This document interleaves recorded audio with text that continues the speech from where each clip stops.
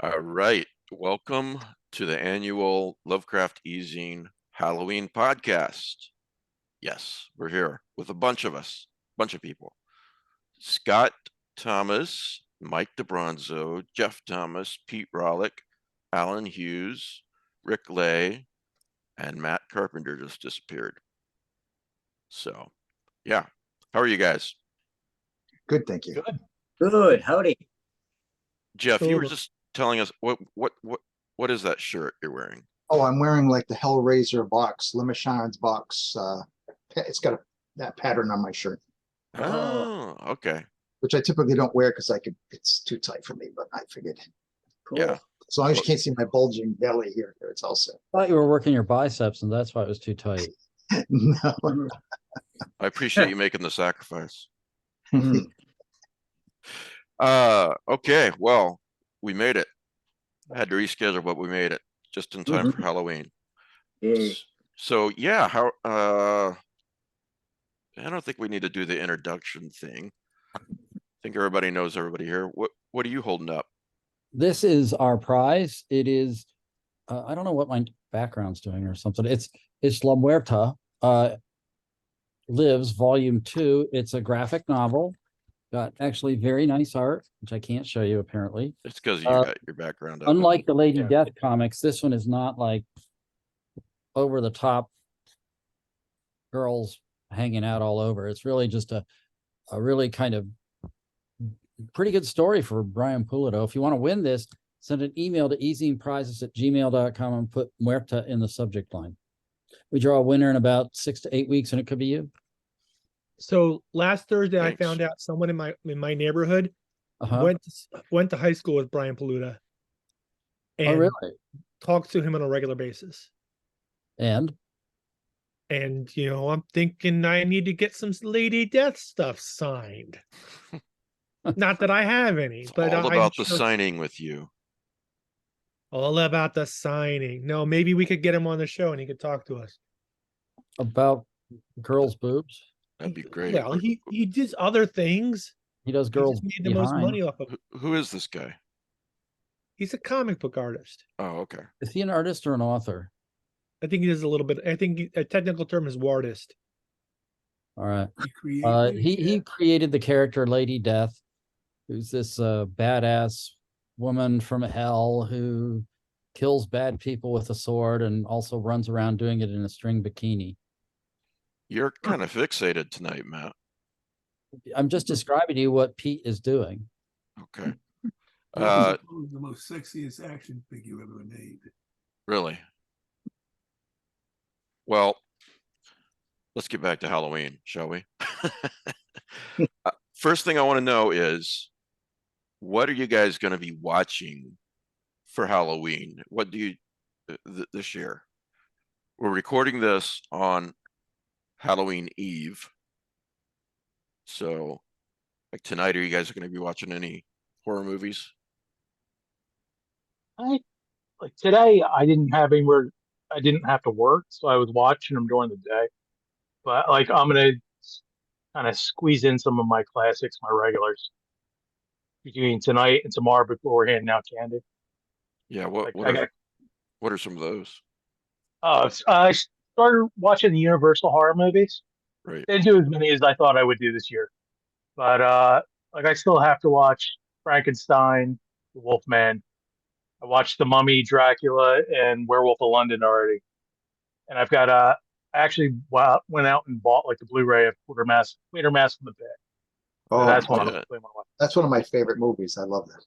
Yeah, every year I wait for it on TCM. I'm like, I could just watch Yeah, because most of the movies I have are like from watching TCM for Halloween all these years. And slowly, I've accumulated most of them. I wish they would Yeah. stream Quartermass in the Pit because I haven't been able to show it on movie night. I found I sent you the link in our chat. I found one of the Quatermass movies. What was it on Vimeo or Facebook, one or the other? And like X the Unknown, yeah. which Yeah, but I was looking for the 5 million miles from Earth one. That oh was- yeah, Hmm. I'm just saying that one's not there, but you can find the other ones because he doesn't want to watch Brian Dunleavy Hmm. in an English movie who has like one speed. Yeah. Yeah, he was kind of a funny, it was adjustment for me to see Brian Lovey after seeing who plays him in Quatermass in the Pit, 5 Million Years to Earth. I forget who. Andrew Keir. Andrew Keir. Yes, yeah. After I was so used to him, it was an adjustment for me to see an American actor playing him, Brian Dunleavy, in the first 2 movies. But they were still It's- good movies. Oh yeah, Yeah. Quatermass Experiment and Quatermass 2 they're good. They're solid. Just You a know, little bit of a before we- weekly. Before we go on, I'm sorry, I did forget to say to everyone watching, everyone listening, I sincerely hope that you're having a great Halloween. If you're watching this show, it's probably your favorite time of the year. I know it's certainly mine. And it finally got cold down here in Texas, guys. It got down to 38 today. Wow. I'm loving it. We were in the 80s a couple days ago up in Massachusetts. Yeah. Yeah, Crazy. it was Oh, warmer yeah. a couple days ago too. It was in the 90s. Now I hope it stays cool. Mm. So We carved our pumpkins early, put them outside. mm, Now they're all ruined. Yeah. Oh, Like, because it was like 80-degree weather during the Mhm. weekend. I'm like, oh, mm. what are you gonna do? all right, so Well, we you- know what DeBronzo's watching. Who wants to go next? What do you guys watch every year? Or what are you watching tonight and tomorrow? So tonight or tomorrow, so getting ready to go to the HP Lovecraft Film Festival in Mobile next weekend. Hmm. This Yes, weekend, we are.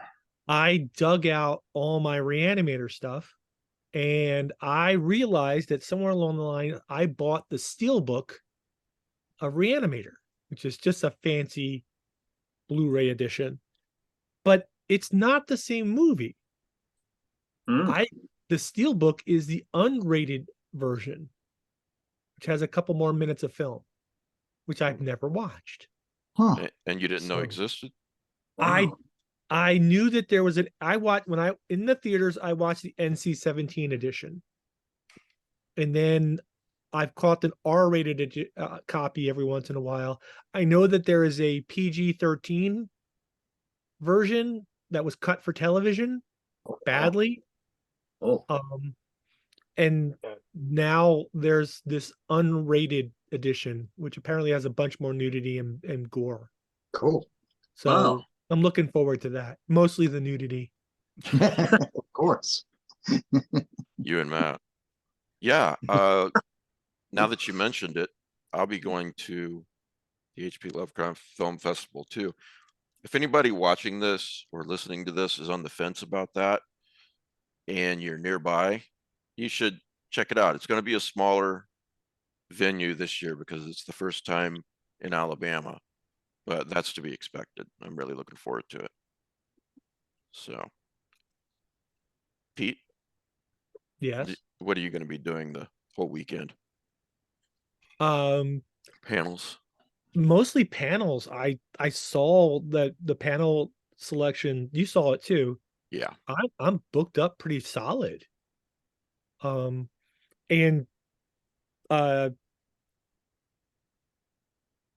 Gwen put me on a panel with Pioli, the guy who wrote the screenplay for For what? Reanimator. Are So- you kidding me? He's the guy, he wrote the for like From Beyond. Yeah, He collaborated with Gordon a lot. So, yeah. and he wrote the what's the new one that's coming out? Flesh, Suitable Flesh.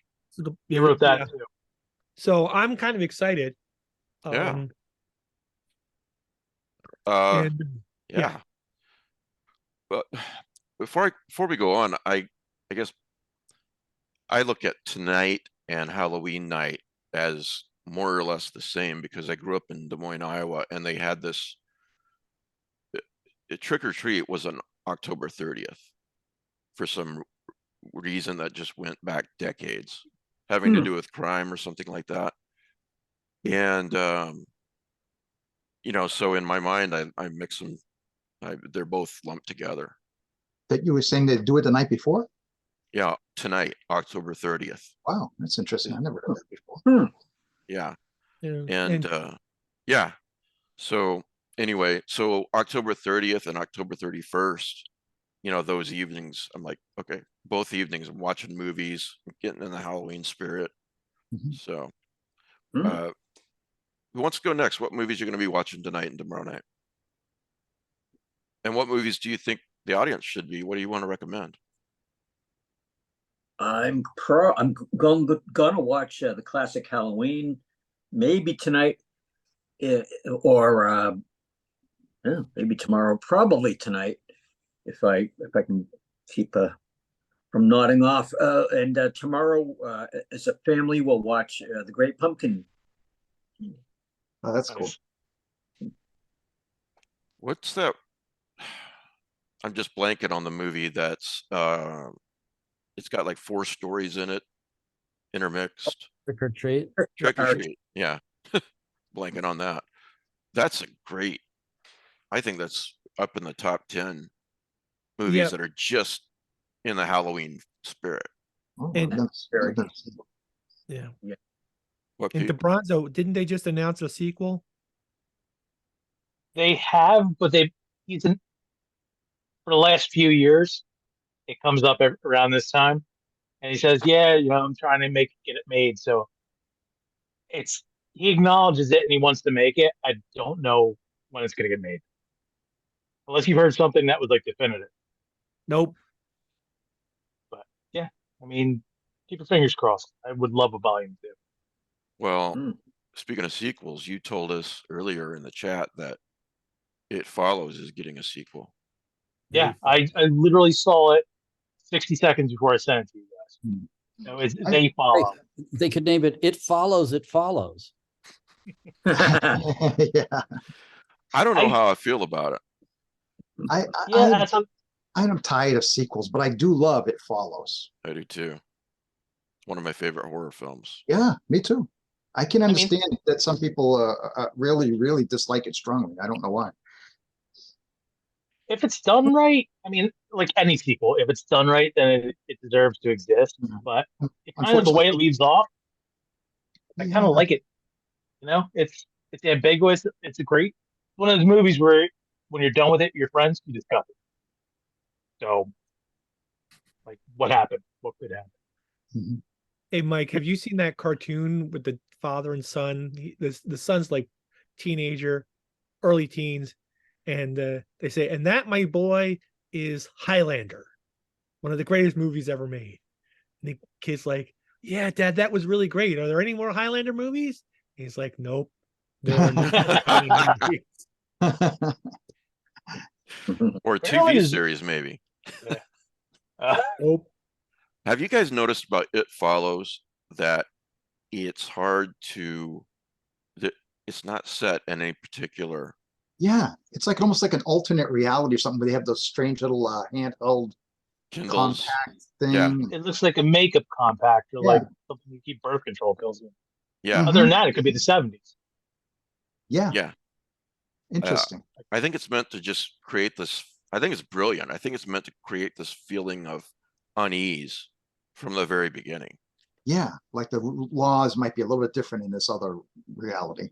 Yeah, Yeah. but the funny thing is, the cars, they have a very 70s feel to it. But one of the girls is reading off a Kindle. Yeah, exactly. It's odd. It's a weird looking Kindle, but it's a Kindle. I did the same thing in Under the Silver Lake. Is that a Yeah. movie? Yeah. I haven't seen that one, but I've been meaning to. There's a movie I had a hard time watching the first 3 times. My God. I did not enjoy it. Sorry. Yeah. It's not a horror movie, but I did not enjoy it. Yeah. So I knew you were going to say Halloween, Scott. Anything else? Charlie, oh, you mentioned Charlie Brown. Yeah. Yeah. Who else wants to go? Well, like- oh, go ahead, Jeff. You're more Well, important. I was just gonna say actually that That's true. I don't know that I don't really don't have anything planned. Probably tomorrow I might not even have a chance to watch a movie. Tonight maybe, we'll see. Last night I watched The Curse of the Werewolf with Oliver Reed, which I hadn't seen in many years, and that's a solid werewolf movie. Is that when Oliver Reed was like dwindling in his career due to alcoholism or something? No, this is like Yeah. at the start of his career, like 1961. So So on the way early up before Hale. on the way down. Yeah, before he had Yeah. that scar on his face and everything, but he was excellent in it, and I love that the movie takes so much time to show his conception and his childhood and his whole kind of life trajectory, and it's really well done. I haven't seen it. Interesting- I'm constantly interesting trying to fact- go ahead, Rick. I'm sorry. Interesting fact about that movie. The original story is called The Werewolf of Paris. Yes, by Guy It ended Endor. up in Spain. Yeah. They wanted to make a Spanish Inquisition movie, and the church came down on them. So they said, "Well, we got to do something else. So let's make it a werewolf movie." Yeah. Interesting. Yeah, because the original is set in Paris, and the movie is set in Spain. So it's a solid werewolf movie. I haven't seen it. It's excellent. Yeah, it's one of my favorites. I'd say maybe my favorite werewolf movie after American Werewolf in London. It has an That's interesting my favorite. origin for the werewolf, which I'm not going to reveal. Really. I just wrote it down. I think I'm gonna watch that tonight. Thanks, Jeff. Yeah, What a coincidence. I just I wrote it Googled- down too. Earlier today, I Googled that movie because someone on Facebook was asking what are good werewolf movies, and I went, "Oh, that one I hadn't seen anybody suggest." So weird you watched it recently. hmm What are some good? I'm in the mood for werewolf movies. Now that you mentioned that, Jeff. What I are like- some other good werewolf I movies? got Wolf Werewolf with Jack Heart. Nicholson. Oh, I like Wolf. Yeah, I like it a lot. There's a short on YouTube called Overtime. It's about 8 minutes. It's a good werewolf story. You can I've try got one. Wolf Cop. That's pretty serious. And it's got a sequel. Have you guys? Really? They made a sequel to that? Yeah, there's a Wolf Cop too. Oh my Oh god! no. Can't be. Probably half as good. Wolf of Snow Hollow. I like that a Yeah, lot. there you go. I love that movie. You know, I've Have you probably guys- seen that trailer 15 times because it's so hilarious. You And know. Werewolves Among Us. I like that. Or Yeah. Wolves Among Us. Bronzo. Have you ever seen the movie called The Cursed? Not the one from Wes Craven. It used to be called 8 for Silver. What's It's it on. called? If you go on Hulu, you can find it. That's What a is it really again? good. It's called The Cursed. They picked like the most generic name for it. Originally, it was called 8 for Silver, and it's set in. I want to say it's France, but it's English actors, and it's I want to say set in the 19th century. It's worth a watch. I liked it a lot. It opens up in World War One with a soldier getting a bullet pulled out of him by a surgeon, and they go, "Wait, there's something else in here." They pull out a silver bullet, and then they go back in time, and it's worth checking. That storyline of pulling a bullet out of a werewolf is an interesting origin. They originally were going to do it in Universal. In the House of Frankenstein, you remember Lon Chaney gets killed with a silver bullet? Yeah. They originally were, instead of making House of Dracula, they were going to make a movie called Dracula versus the Wolfman. Oh, I didn't And know that. it was going to open with them pulling the bullet out of Lon Chaney from House of Frankenstein. It's funny that the whole silver bullet thing is from 1941's The Wolfman. That's the first time it shows up. They just made it up for the movie. It's not like Oh, from the lore. wow. Well, it is now. Abraham and the poem. Yeah. Everything is. The poem. Yeah. Yeah. Speaking of silver bullets, that's one of my favorite werewolf movies. What about you guys? Stephen Yeah. King. I've never seen it actually. Yeah, me too. It's okay. Are it's you an 80s serious? movie. Huh? It's just go into it expecting an 80s movie. And who's the kid who's starring in it? Is it Corey Helm? Corey Haim. Yeah. It's like it's a movie about with him as an 80s kid. So that's got to be your expectation. Can't be as good as the paperback drawing. So it's- Right. It's from a Bernie Wrightson. Stephen King story called Cycle of the Werewolf. There's excellent artwork by Bernie Wrightson. I was vacationing in Texas. We did this like every summer. My sister and I, for 2 weeks, hung out with my multitude of cousins and aunts and uncles. And so one night we're at one of my older cousins' house and we watched Silver Bullet. I was probably 11. I was fucking terrified. At the same time, I loved it, you know? So Is that like your first horror movie? I think it pretty much was, you know? So Howling is very good. And all the sequels you can throw away. Cycle of the Howling, Werewolf. actually, Go ahead, sir. Howling the movie is way better than Howling the novel that it's based off.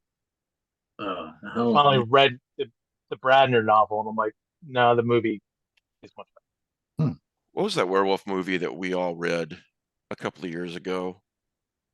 DeBronzo, remember that? It's Ginger Snaps, Dog Soldiers. Ginger Snaps is a great werewolf movie. That's Stephen Graham Jones's favorite werewolf movie. No, I'm talking about the guy who wrote Communion. What's his name? Willie Schreiber, the Wolfen. Yeah, The Wolfen. Yeah. Wolfen. That's a really good movie. Maybe not quite a werewolf movie, but adjacent to werewolf movies, and it's really good. We all read the novel, and I thought it was pretty good. I mean, yep. I haven't seen the movie yet, though. It's actually a well worth watching, Mike. Oh, Yeah. okay. I'm gonna write it down. More like a police drama is the way they shoot it. Yeah, Albert Finney. Same thing with the novel. You know, it's really interesting the way that he described all the different, how do you want to say, the ways that the werewolves could smell. Depends on their cologne. Yeah, but it was. Their favorite cologne is Brute. It's interesting. I've got it on Audible too. Like it's well Fruit worth Brute. a read. I thought it was on werewolf cereal. This is a season for Fruit Brute. Yeah. I'm not making this up. Yeah, I bought a the box novel. Like, I don't want to give anything away. It's definitely, you should read it if you can find it. I like how he goes over the history. Yeah. You know, and it's like, it's just kind of this thing. Nobody's telling it. It's just, hey, they started here and wound up here in the modern day. And I thought that was a really cool take on it. Yeah. I always felt like they were very akin to Lovecraft's ghouls. And because of that, I keep it on my Lovecraft shelf. Really? Okay. Rick, what are you gonna watch today, tomorrow? Well, I already just finished binging the Fall of the House of Usher, so I'm probably gonna just cherry pick best scenes from that. You're gonna what? Sorry. The new series, Rick. I like Fall of the House of Usher. Are you watching? You mean the new Netflix series? I saw it all, and what I'll probably do is just rewatch snippets of scenes, you know. Yeah. Reviews, you know, find what I missed. Bly Manor is my favorite of his. Yeah, have you? I was going to ask Rick or anybody that's seen it. I've heard that it's his best series, his best story so far that he's done, like the Netflix stuff. Would you agree with that? I've seen it. I disagree. Oh yeah, that's right. You've seen it too. Depends how humanistic you are. As you know, if you wanted something that was closer to your own family, you would watch Bly Manor or Hill House. This is more of a fantastical horror. Yeah. I enjoyed Poe rather than Shirley Jackson. So I mean, it's certainly a good series. I'm just, you know, everyone's mileage varies. So the actress who played Annabelle Lee is the same woman that was in Absentia. Yeah, we interviewed her years ago. Remember? Yeah. Yeah. Yeah, I'm glad to see she's getting more and more roles. So you'll notice that the titles come from Poe's stories. Yep. Yeah. That's the main influence. But they pull a trick on you in one.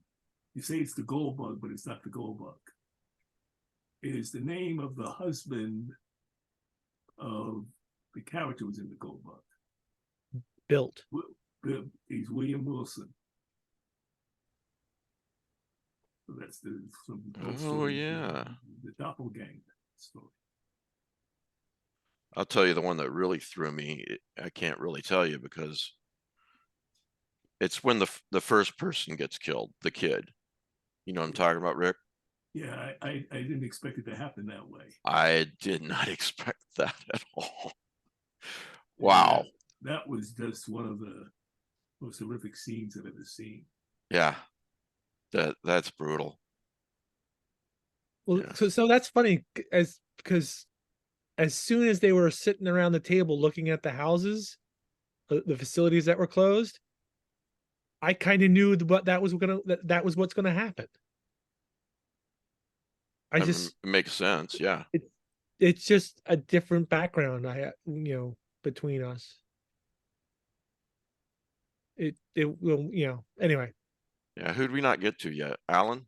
Matt? Yeah. I've got some 9-year-old daughters, so I'd like to probably introduce her to some of the Universal horror movies, but I have a feeling we'll probably end up watching Five Nights at Freddy's again.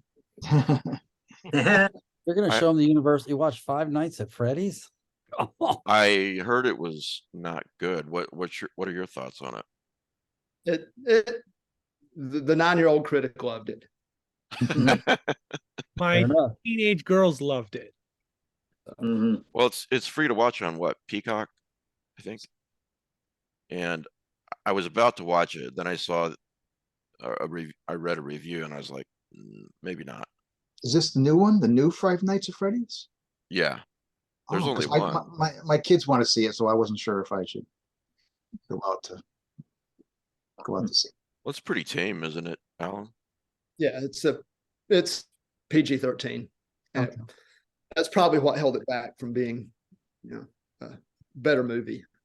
The Hmm. review that I read said it didn't know what it wanted to be, really. What kind of Fair. movie it wanted to be. So, Matt, Okay, so I got or I'm sorry, are you done, Alan? Yeah, that was it. Okay. I got 3 answers. So the first is, what would I watch if I could watch anything? I'd watch Something Wicked This Way Comes. But What do you it's mean, not if you could streaming. watch anything? It's not streaming. You have a DVD player, sure? don't you? I don't have the DVD. Oh, Well, And I have the DVD if you want to come over and get it. great. I could. That's so Matt, helpful. Thank you. Do you have Disney Plus? I thought somebody said it might be on there. I don't know. I don't know, don't that was think the so, one- man. I didn't, the last time I looked, which was like a few weeks ago, it wasn't streaming anywhere. So, but if it's on Disney Plus, that's fantastic. I maybe could watch it. Okay, the second thing is the movies that I associate with the season, because one of my early Halloween memories is my dad taking me and my 2 older brothers to a triple feature at the local Bijou of Dracula, the Werewolf, and Frankenstein. And I was like 4 years old. Hmm. But what I'm going to probably watch is something that feels right for the season, but isn't really horror or Halloween. And it had just come up on my radar again, The Scarecrow of Romney Marsh. Oh yeah. The thing is available You have on the YouTube. DVD of that? What's that? You have the DVD edition of that? No, but you can watch the episodes on No, YouTube. There's in a kind of a reason bad. I'm on the DVD edition. You are? You are? I'm Wow. in the- Wait. Tell us all about Yeah, this. tell Wait. us about this, Rick. If you find the documentary, they may have it. There's an extra. There's a documentary about the history of the Scarecrow. You have me on there, but I'm only on there for like 2 minutes. That's cool though. That's Yeah. awesome. What were you talking about?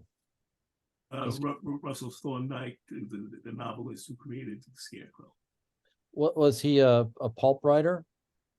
He was a British actor and wrote some plays and novels.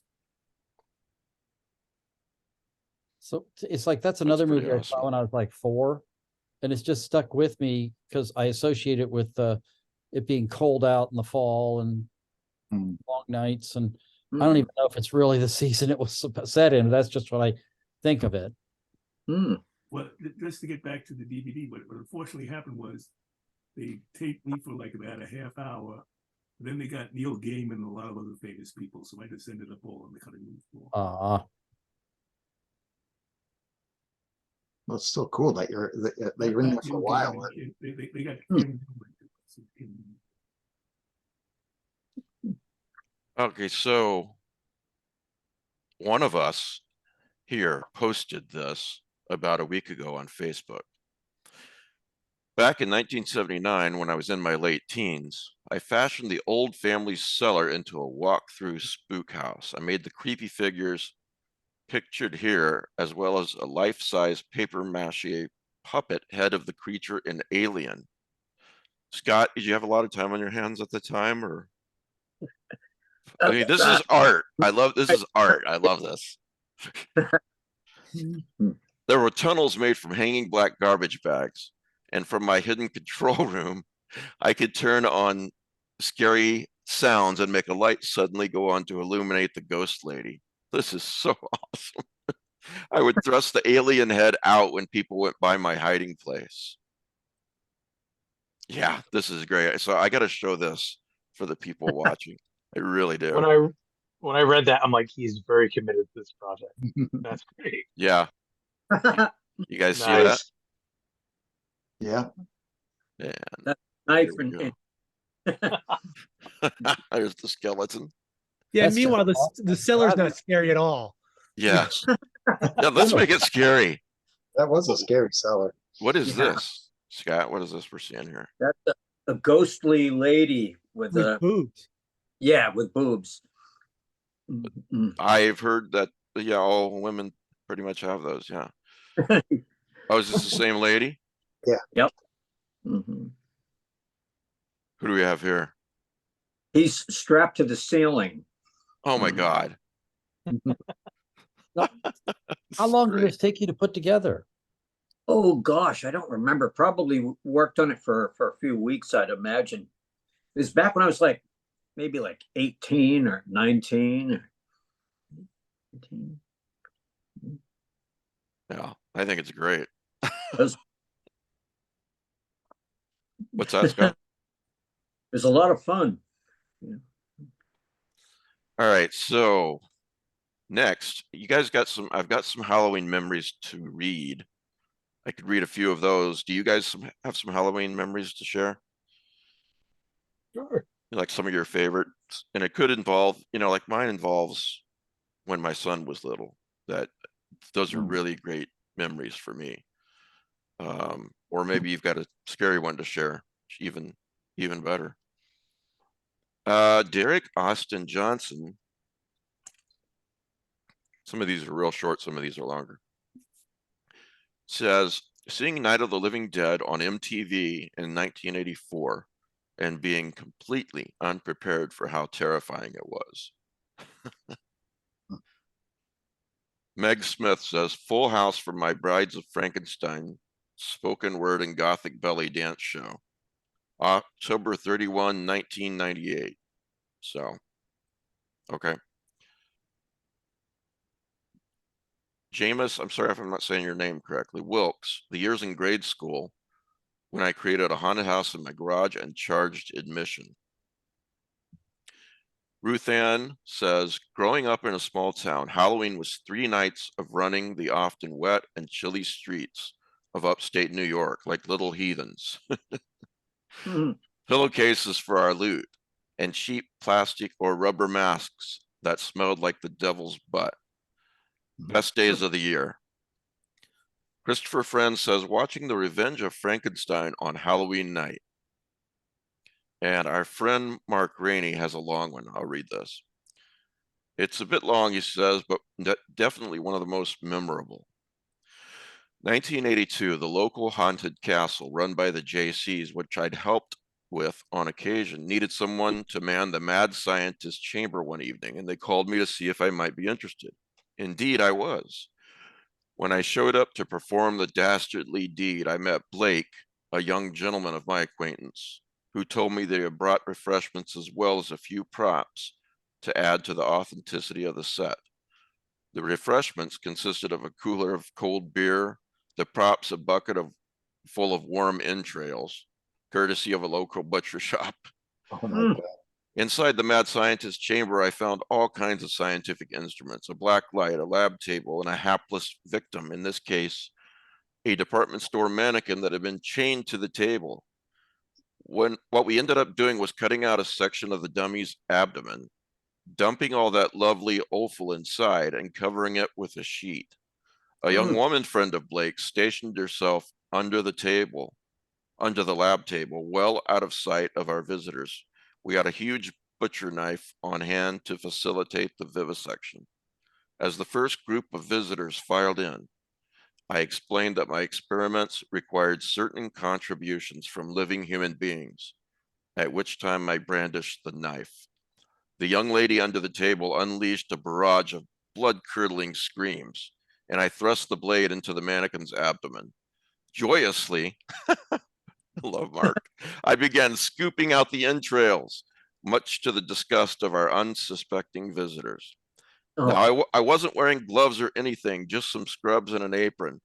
We didn't have hand sanitizer in those days, so once covered in blood and guts, I was covered for the duration.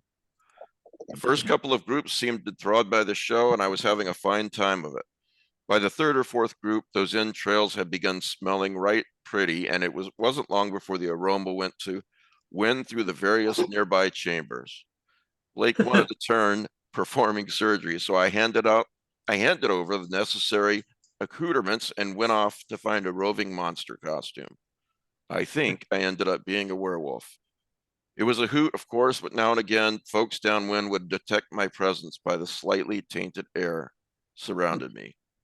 At the end of the evening, Blake and I drank the rest of the beer, and when I got home, my folks took one whiff of me and suggested I leave and never come back.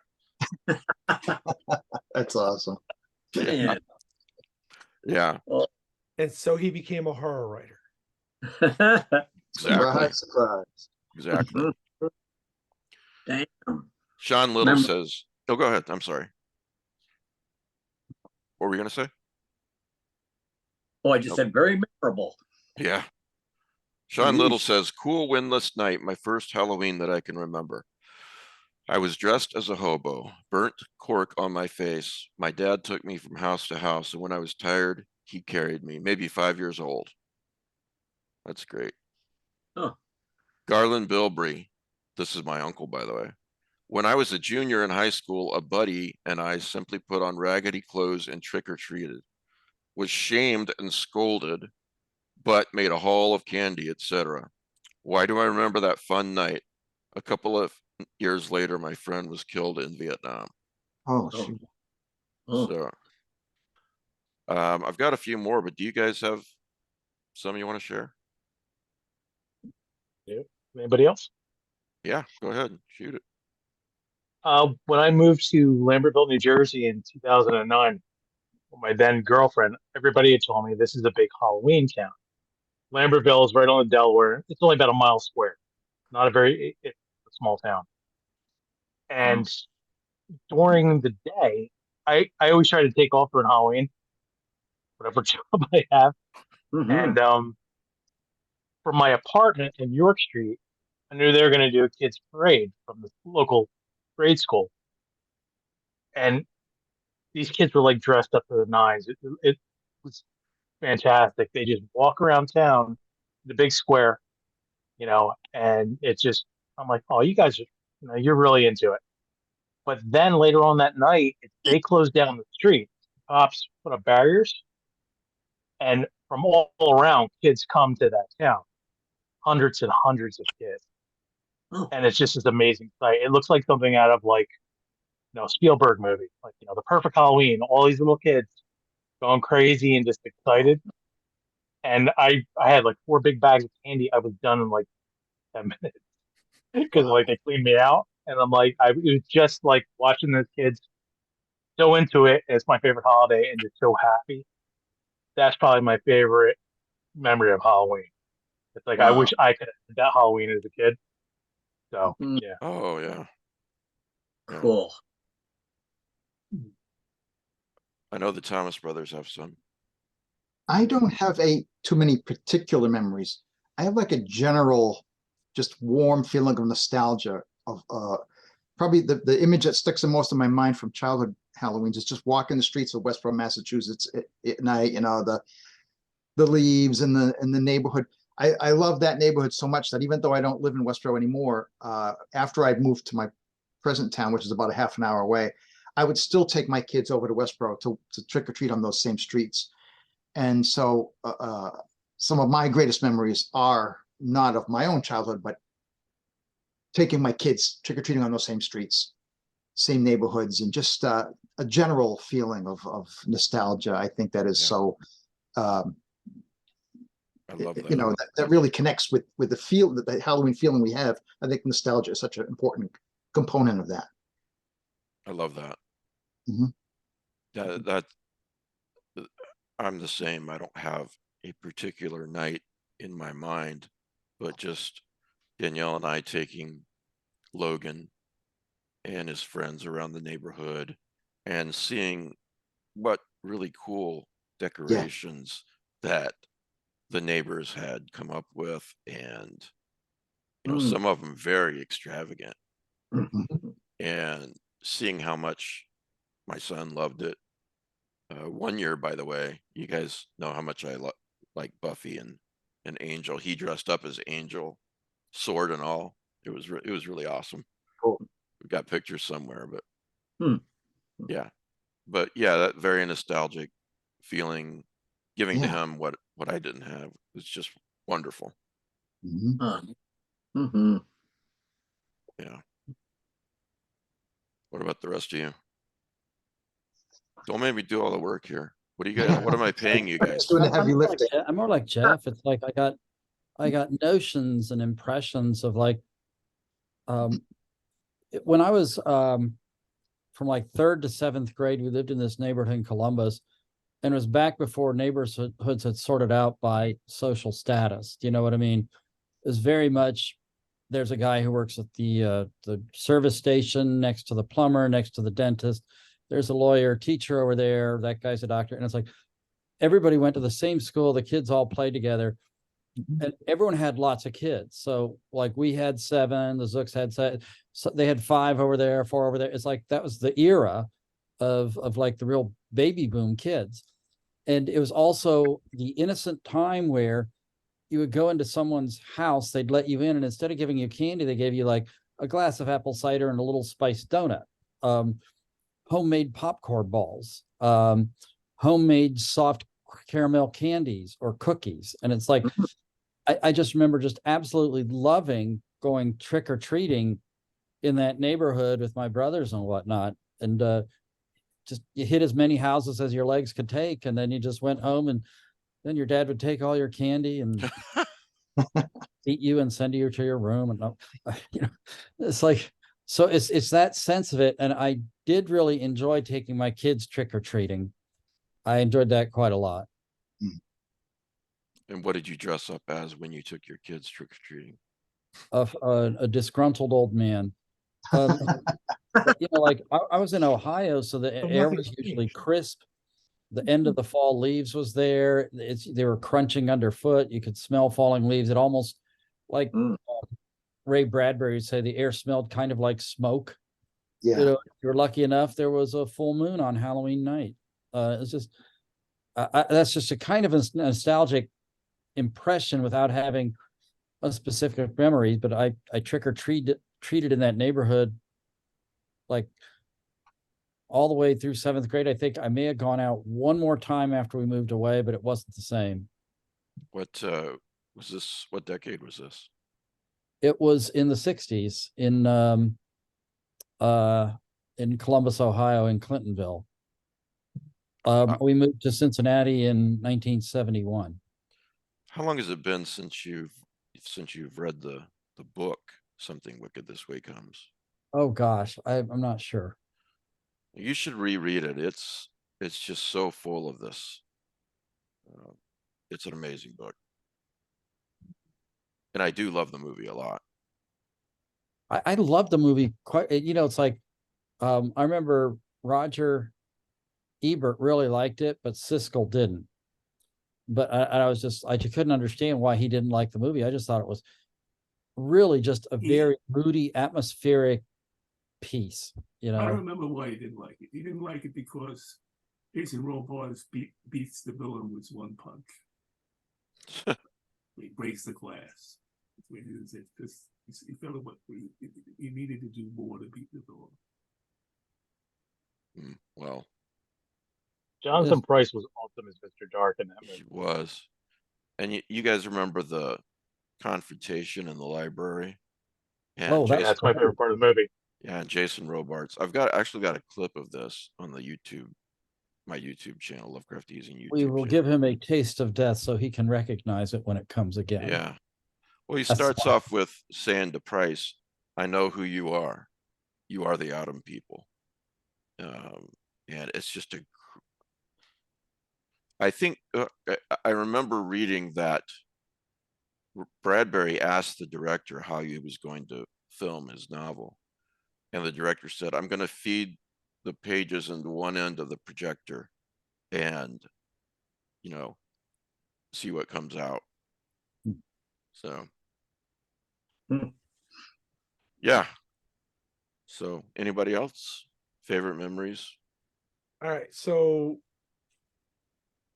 growing up as a kid, my whole the Bronzo outside Philadelphia, our neighborhood was really, really into Halloween.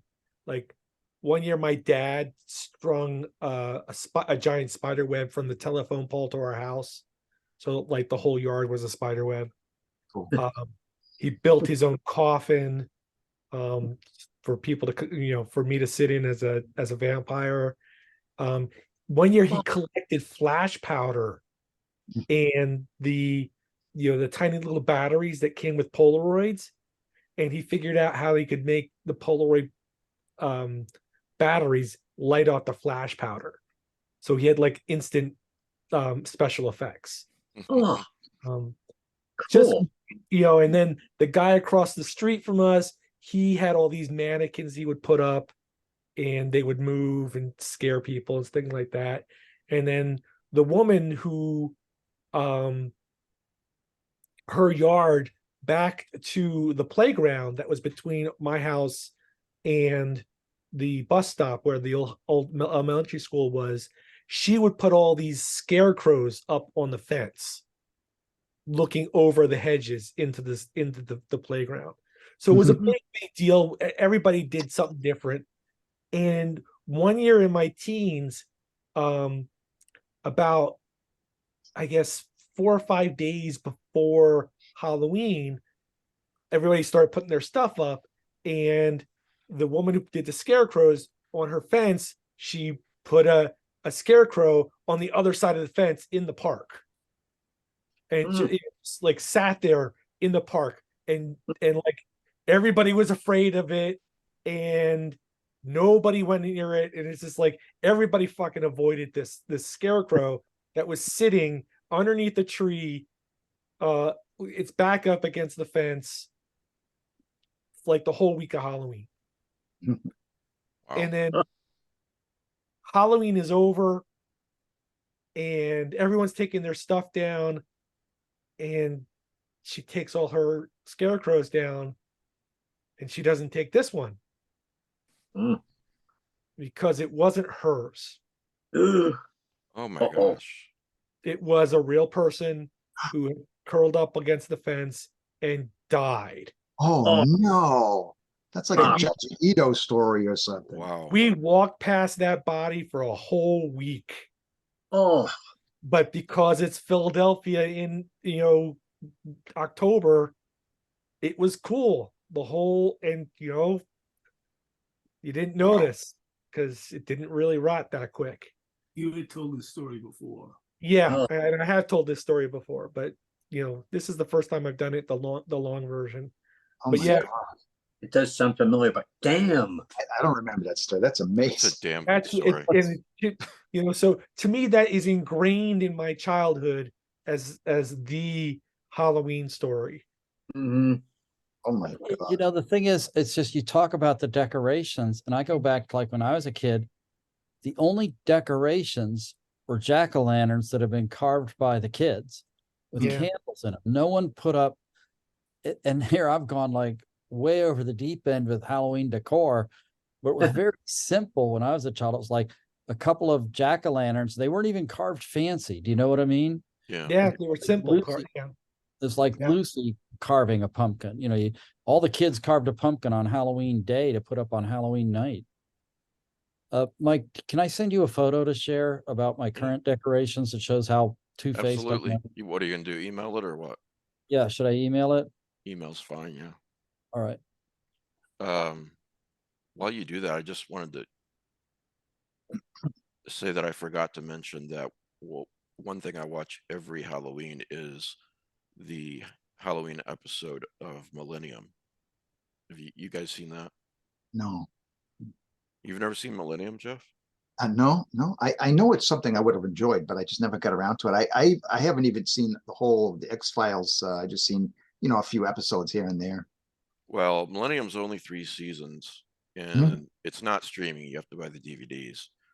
But the Halloween episode is in the 2nd season, and it's amazing. I thought that show had a good premise. I'm not sure why they deep sixed it. I don't know. Fox did that with a lot of shows. Oh, well, I still am really pissed off about alphas. The way So they ended that season. Sounds all right. I got like Millennium actually had it. They tied that up on the X. Right.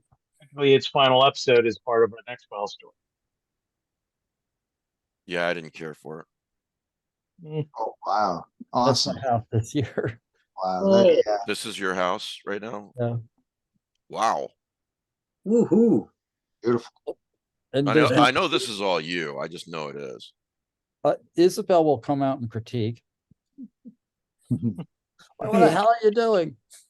Well done. I like this guy here. That's great. We're also at the point where we're not going to buy any new ones. It's like if these break down, get lost, I'm just not going to replace anything. Now, do you get a lot of kids trick-or-treating? Well, the neighborhood was incomplete when we moved in. Like we moved in, believe it or not, Halloween night of 2011 was when we moved in. We had maybe 8 or 10 kids come by. That year I took my kids to a different neighborhood to trick or treat. But now there are a lot of people with young kids, and I might get 50 kids or something. Wow, that's a lot. So, does anybody know who Lewis is? Lewis? Lewis. Joe Okay. Lewis? The French king? Yeah, sure. So, Target has this new 10-foot tall jack-o'-lantern. It's a figure with a pumpkin as a head. And he's animatronic. And if you go up to him, he has a whole bunch of things that he could say to you, like, I'm glad you carved out some time for me tonight. But his tagline is, I'm not jack-o'-lantern. My name is Lewis. Okay. So my wife hears about this and she immediately texts my son, who works for Target now, and says, do you know about Lewis? And he's like, God damn it. I personally assembled 3 Lewises this week. Oh, Now, aren't And those I- animatronic means it's not an inflatable, right? You got to Right. attach the arms. That's a pain in the rear. Yeah. And he's like, I have now grown to hate Lewis. And he says, I'm going to have to take all 3 of them apart when all this is over. oh, So, 6 assemblies of Lewis. And it's just to me, it's just funny that there's everybody's getting so much joy out of this stuff, but then there's the people that actually have to do this. yeah. And Right. they're a little off right now. Pete, I want to hear it. Well, first of all, does anybody else have a memory they want to share? Yes, I do. Go ahead. So I didn't grow up in a town. I grew up in the county, in the sticks. We didn't have a lot of trick-or-treaters. Most of the ones who did were arrived by car. So people would drive around to trick-or-treat. Didn't get a lot of trick-or-treaters. And this is from my teen years. And my dad, who's a very serious guy, Vietnam vet, think Red Foreman type, he he would get giddy at Halloween. It was his fun season, and he would put on a ninja costume and stand in our yard after dark. And so when a car would pull in, he would just do whatever he could to mess with people getting out of their car at night. He would open the car door for them. You know, just the car door would fly open. His favorite trick was to, as people walked to the door where I would be handing out candy, he would just walk in beside them and hold the bag out, and they would just jump when they saw this black figure standing beside them. It was a lot of it was. So a real serious guy, but he got giddy around Halloween, huh? Yeah, That's great. Brings out the kid in you. Yeah. The Halloween episode in Angel season 5, Angel doesn't really want to put on a Halloween party, and the liaison lady says, well, around here Halloween is like Christmas. So yeah, because it's an evil law firm. All right, here's something else. I want to recommend these. This is, of course, I have many Halloween / autumn books, but these are the ones in my Kindle that I've acquired lately. Some I'm in the middle of, some I finished, some I haven't yet.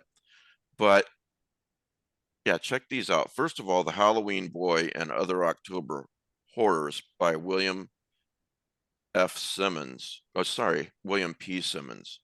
is an amazing read. Definitely get that. And I don't remember how much it was on Kindle, but it was very affordable. And here's an anthology. I haven't read this one yet. It's Halloween Beyond. Lisa Mortons and Lucy Snyder have stories in it. Here's This Is Halloween, a collection by James Moore. Lucy Snyder, a collection of stories called Halloween Season. Kevin Lucia, book called October's End. I really like that cover. And then Devil's Night by Richard Chismar. And this is a good collection, or excuse me, anthology here, just called Halloween. Charles DeLint and a lot of others. And then last, Douglas Clegg, The Halloween Man. So just a few that I've mentioned my print books before on Halloween episodes, but I haven't mentioned these. And a lot of them are new to me anyway. So anybody else on the memories thing? Did we show, wait a minute, did we show this? I don't think we showed this. Why? Ghastly. Because you can. hey, if you showed it on Facebook publicly, Facebook, yes. so Yes. it's fair game. So you want to describe this costume? So What the hell this is? This is my take on The Bride of Frankenstein. That's my wife's wedding dress.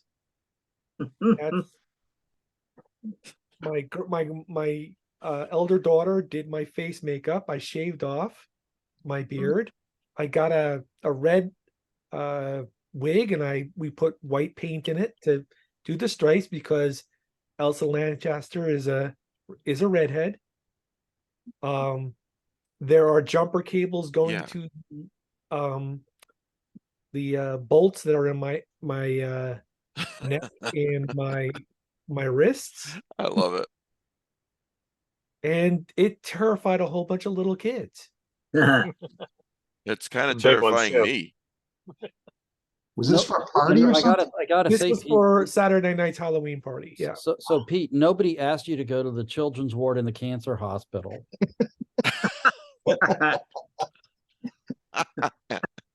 It looks like something out of a Texas Chainsaw Massacre. Well, okay.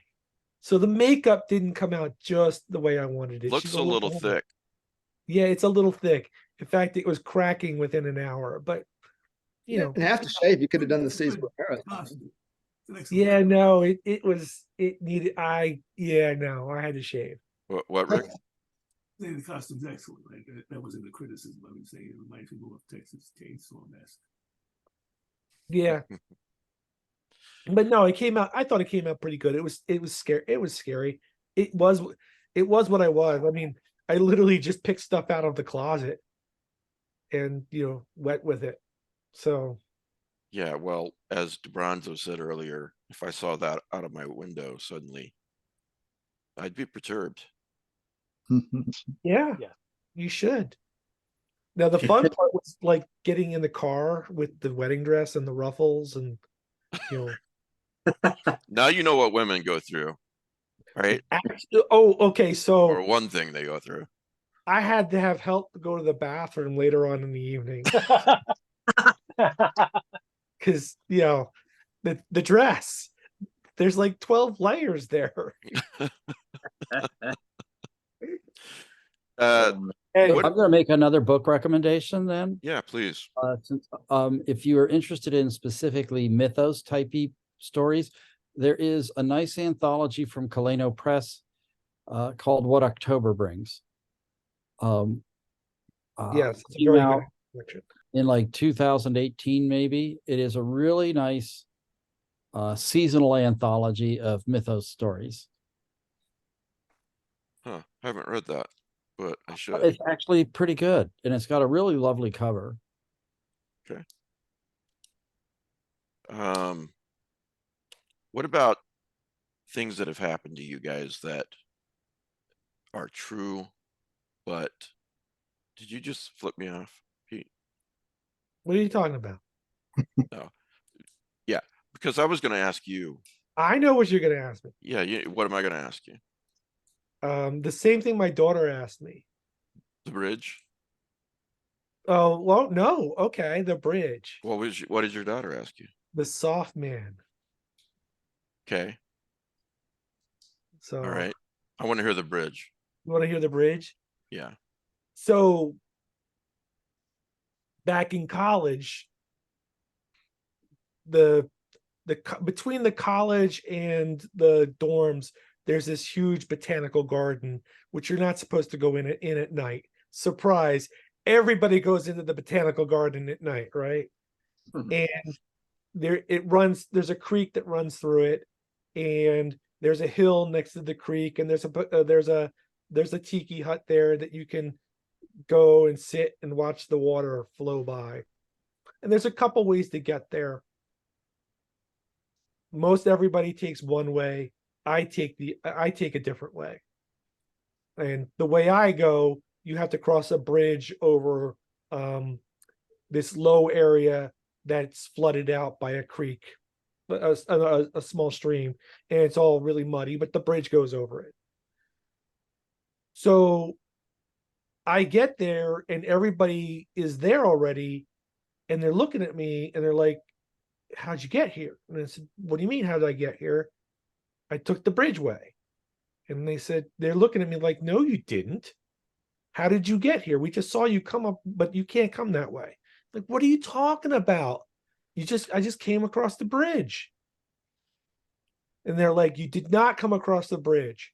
I'm like, I swear to God, I just walked through the bridge. So they drag me back there. And sure enough, the bridge is roped off. They've taken all the floorboards out. What? You can't cross the bridge. It's not, and they've got it like taped off. You can't even get up there. And I love this story. And I'm just like freaked the fuck out, right? Because I just casually walked across that bridge. That's And crazy. I have no memory of, and my feet are dry, my boots are dry, everything's perfect. It's not like I cut through the swamp. I just have no memory of that bridge being out. There's a real Mandela effect moment. Yeah.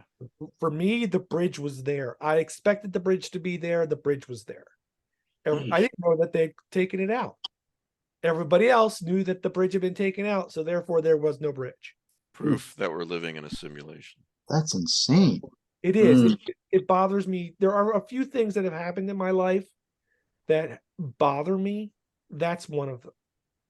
Can you tell I- us the yeah. Softman story? Sorry. Can you tell us the Softman story? Yeah, this is a little weirder. By the way, let me just say that bridge story belongs in, for example, in Like a Frank Edwards book.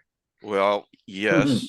I was gonna say though, fictional, Over the Darkening Fields by Scott Thomas. You know, there are stories that happen and there are things that happen, and there's just this weird thing happened, this really spooky thing happened.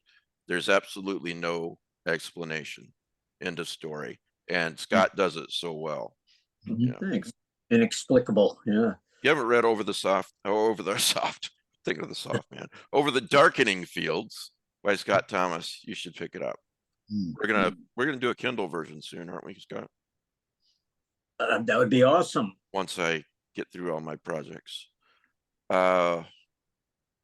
Soft Man. Okay, so my father's parents lived next to a public park, a big one, mostly ball fields. And I'm out there with my dog one day and he's off the leash. Hang on, when is this? This Recently? this is in the 70s. Okay. Because it was not my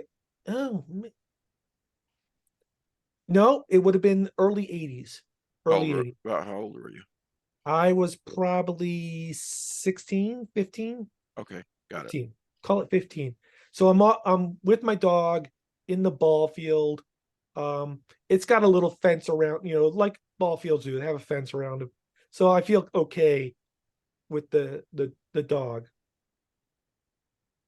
But the whole thing backs up to the woods, and there's a little path that runs along the woods, and there's no fence back there. Don't ask me why. Anyway, we're playing, the dog and I are playing, and I catch some movement out of my eye, and there's this guy, and it's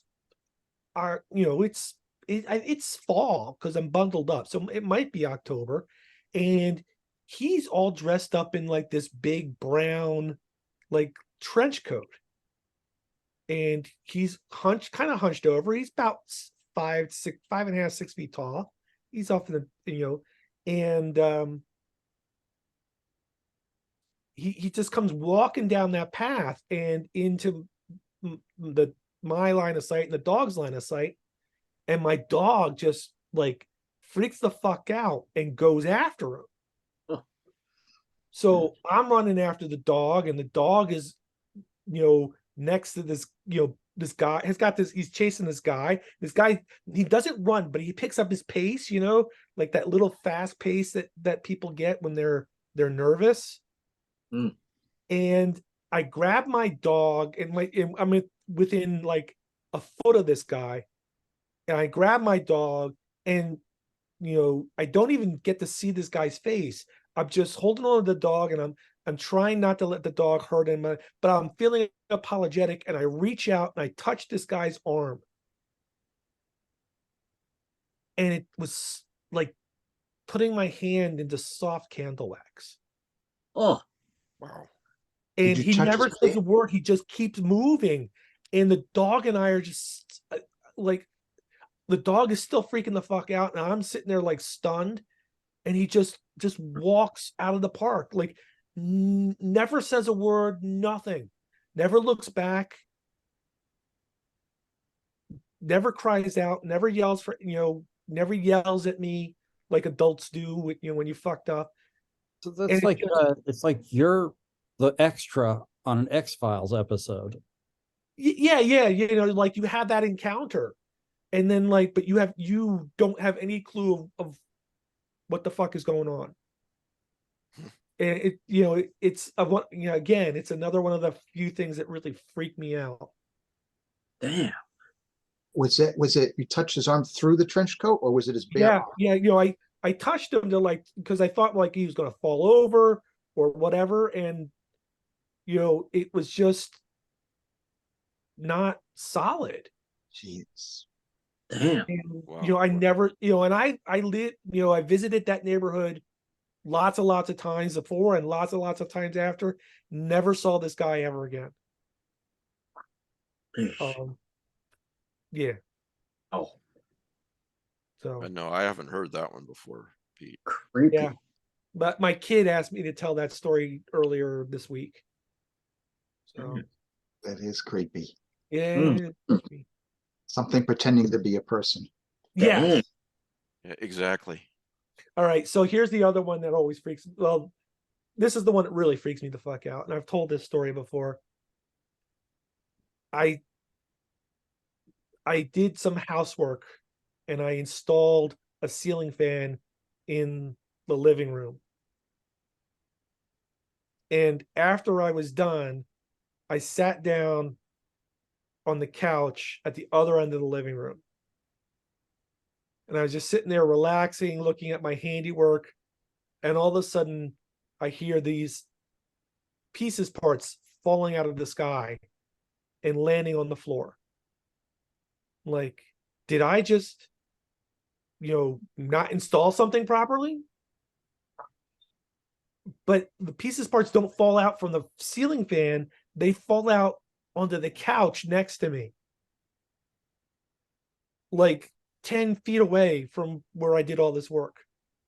It's just like screws and nuts and bolts just fell out of the sky. Whoa. Is there a hole above you? No, that's Ceiling? no. And like the rational explanation is like they were in my top pocket or something. But things don't fall like that. Was the fan running? Was it, could it have been throwing the pieces up? You know, that's what I thought, but it was, you know, it wasn't running. Oh, You know, jeez. it's just like, and these things, they didn't look like they belonged to the fan. Oh my God. It's just like there's like wood screws and some lock washers. And just Wow. and I'm like, I just picked them up and I just threw them in a box and I walked away and, you know, took a shower and went to bed, took a pill and went to bed. Cause it was just like, yeah, and this is another thing I just not going to ever be able to explain. Wow, And it's that's just like, it's not like the house is haunted or anything. I grew up in a haunted house. I know what a haunting looks like. This is not, I'm kidding, but I'm not kidding. This is not like that. So This is the one that bothers you the most. Huh? this is the one that bothers me the most because I really have no real explanation for it. It's the most recent. It was like within the last 10 years. It's in the house that I live in now. Oh. So, yeah. wow. That's uncanny. Annie, yeah. Not really a good explanation of the bridge story either. No, but you know, it was college and there were lots of Drinking. let's say drinking. Experimenting. Yeah. All right. Any of you have any strange but true stories to share? I had one, I know Scott and I usually tell our stories, so I've exhausted all the old ones, but something happened last week and it's not scary. It's just kind of weird. Sure.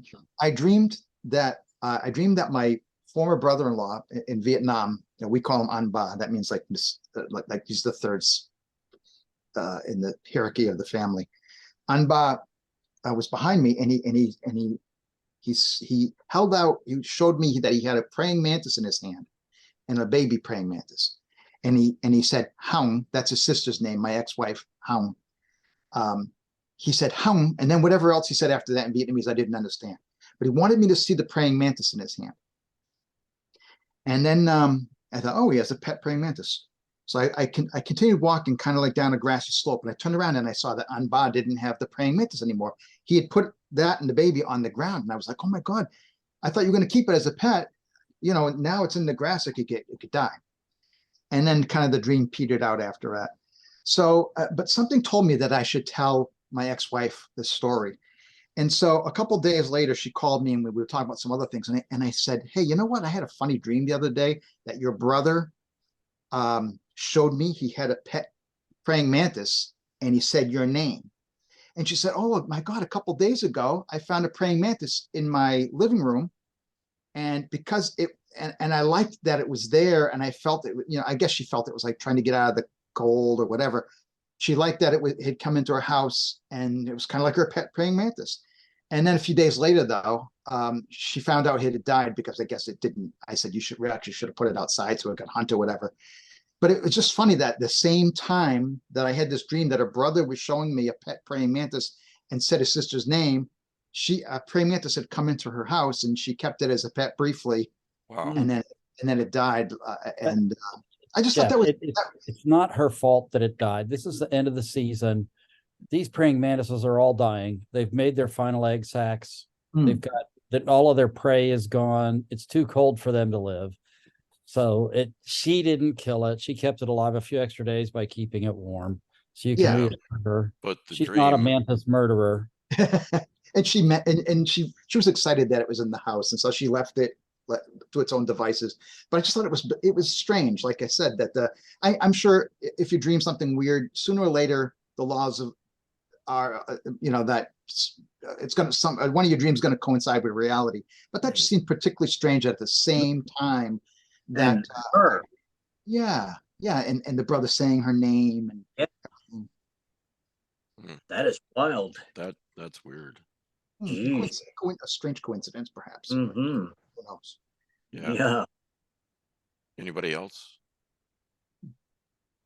I don't have any experiences, but I got a book to share. It is like my favorite book of poetry. Frankenstein makes a sandwich. Oh gosh, it is brilliant. It's about monsters and it's about food, and it features all the universal monsters. And it's just That's really pretty cool. It's really clever art. It's really clever poems. Frankenstein. Here's poor Frank. Where am I? Frankenstein prepared to dine on ham and cheese and wheat. He found instead he had no bread or mustard, cheese, or meat. So if you want something really fun, especially if you got kids who are probably under age 10 and still let you read to them. So wait a minute. The stupid background is killing me. I wasn't going to say anything. It is a really great book. And I still enjoy reading it. My kids are long grown and out of the house. Hey, Matt, have you ever read Brittle Innings? Brittle Innings? Yeah. It doesn't ring a bell, no. It's a novel by Michael Bishop. It's post-World War. Right, Blooded on Arachne. Yeah. It's a post-World War II baseball novel. Really, really great baseball novel. But one of the characters on the team just happens to be Frankenstein. They call him Jumbo Hank Clerval. Actually, you should say the monster. Yeah. He's the monster. All right, so for everybody watching, comment and tell me what you're doing for Halloween this year, what you're watching, what you're reading, any traditions that you keep every year, and so forth. I'd love to read them. So, and if you're listening later, just head over to YouTube and do it. I have a hankering to watch the Halloween episode of Buffy. Which one? The house party one. Oh yeah, that's the where Anya shows up as a bunny. Because it's the scariest thing she could think of. Yeah. Yeah, that one's good. I'm curious. Do any of you believe in the supernatural, or are you ambivalent, or are you, what are your thoughts? Let me ask the Thomas brothers first. I do. But I try to be skeptical. I don't want to just embrace every story I hear. I try to be skeptical, but in the end, I do. I Okay. think. Yeah, me too. I mean, I'm very. I like to consider myself very logic based, but there's so much we don't know about, like everything, or a lot, and that my experiences are in our family and other people's too. That there's a lot that would seem to indicate that there's more going on. Yeah. Do both of you believe that life goes on after death? Some sort of afterlife? Or do you just have an open mind about it? I don't know about an afterlife in the sense of heaven, but I don't know. I think sometimes trace energies remain. I really don't know in terms of an afterlife in the sense that we're Could be like I Brian have- Lumley's necroscope. You ever read that? Yeah. You're in some realm, Hmm. and if you were a horrible person, they all ostracize you and they won't hang out with you. DeBronzo, what are your feelings on the supernatural? What are your thoughts? Like the Thomas brothers, I'm skeptical. I'm open minded, but it's you kind of got to put up or shut up. You got to Right. show me something. It's not to say that there's not the possibility. There's something. Nobody knows all the answers. Right. So just to dismiss it would be kind of arrogant. So I would say undecided, but more leaning towards,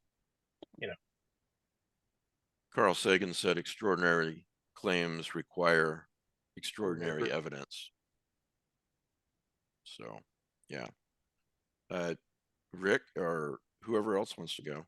What are your thoughts on the supernatural? I'm skeptical, but it's more of this supernatural versus preternatural.